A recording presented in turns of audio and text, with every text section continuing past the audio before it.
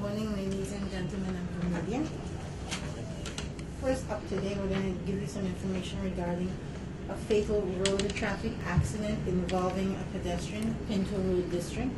Around 5 a.m. on September 25th, a 62-year-old male who resides at Pinto Road, Arima, was at home when he heard a loud crashing sound outside of his home. Upon checking, he observed a man lying against his gateway. A report was made and police officers of the Pinto Road Post responded. Upon arrival, they observed Alvin Alexander, age 66, of Afro-Trinidadian descent, who resides at Pinto Road, lying on the roadway near the pavement.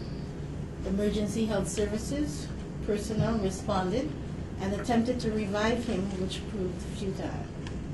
The district medical officer visited the scene, viewed the body, and pronounced him dead. Police officers continued investigations and proceeded to Freedom Street, Pinto Road, where they observed a silver Mazda BT50 pickup parked on the roadway. A visual check was made on the vehicle, and it was observed that the left wing mirror fitting was missing and damages to the left headlight and left fender on the left side of the bumper. The owner of the vehicle was interviewed, and she stated that around 10:30 a.m. on September 24th, she loaned the vehicle to her 21-year-old who resides at at her address. He was interviewed and subsequently arrested, taken into the Pinto Road Police Station, where a breathalyzer was administered, and of course he failed the breathalyzer. An additional road traffic incident around 9:57 p.m. on September 25th.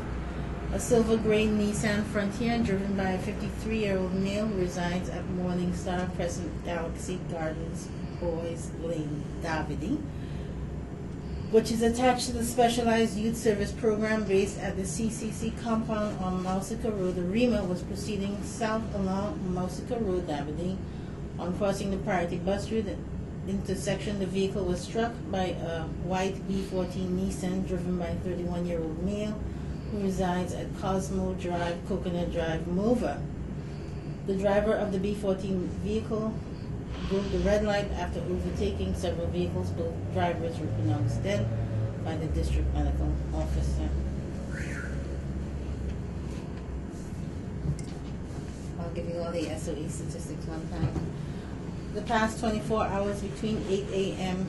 on September 25th and 8 a.m. September 26th, 96 persons have been arrested, 0 were gang-related, 0 homicides, 11 drug offenses, 9 breach of curfew, 1 firearm-related, and 4 other offenses. Serious offenses, 7, outstanding warrants, 15, inquiries, 15, traffic offenses, 34, 9 fixed penalty notices, firearm ammunition recovered, none.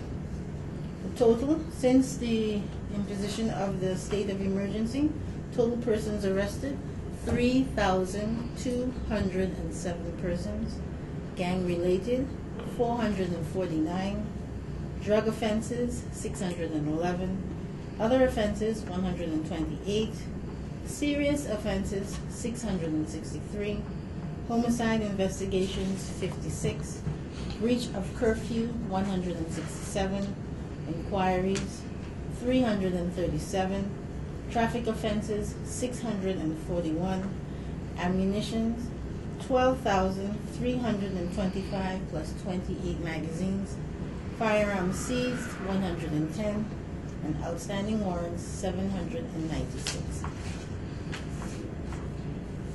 That is the update for the state of emergency.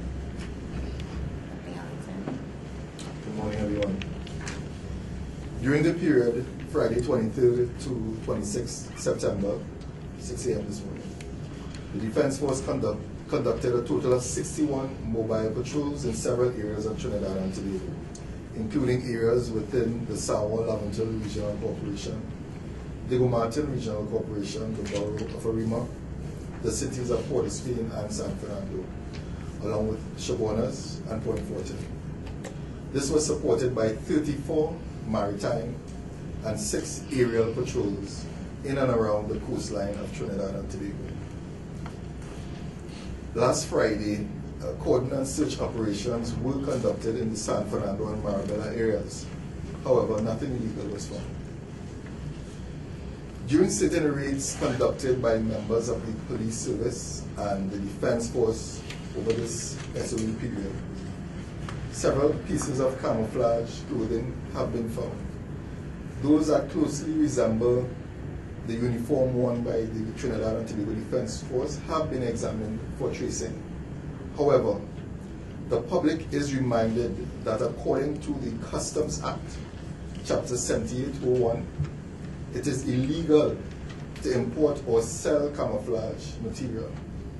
Further, according to the Defense Act, Chapter 1401, a person other than a member of the Defense Force who, without lawful excuse, wears a uniform or any portion of the uniform of a member of the Defense Force, or wears any costume or article of apparel so closely resembling the uniform or any portion thereof of a member of the Defense Force as may cause such a person to be mistaken for a member of the Defense Force is liable on summary conviction to a fine of $1,000 or imprisonment for 18 months.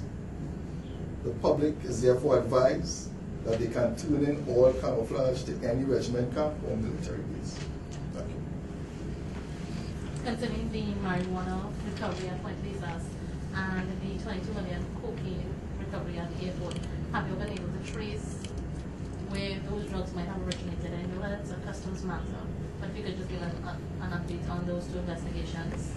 Well, as you know, those investigations are still undergoing. To date, we really can't say what has been unearthed so far because, of course, we don't want to alert persons who may be of interest to us that we are on their trail. But rest assured, those matters are ongoing in both instances. All right, and further now, last week the question was posed to Andy Johnson in your absence, whether in light of there was a noted reduction in gun-related violence, but serious crimes continue to occur. The main one being the rape of the mother and the daughter last week in Chabonas. The question was posed to Andy Johnson whether or not in light of serious crimes continue to occur, whether the government will revisit the bringing back on the curfew now back to 9 p.m. to 5 a.m. And Mr. Johnson had promised that perhaps we would have an answer after that was taken for analysis to higher ups. Have you had any feedback on that? Oh, no, not as yet. Can you share what is the policy where the stopping of feds have been sued? Because we have been getting reports regarding the Marshall Montano performance last night. The police went in and had to stop the feds. Is that true? What is the policy? Well, generally, the commanders at the divisional level are the ones that respond to requests for permission to host events. Right? Very seldom do the requests come to the Commissioner of Police. What we have advised, because there has been a challenge, a communication challenge in terms of the sharing of information on what can be granted and what areas need revisiting. We have advised, however, that to remedy the communications challenge, that a copy of all requests should be sent to the Deputy Commissioner of Police Crime and Support, Mr. Mervyn Richardson.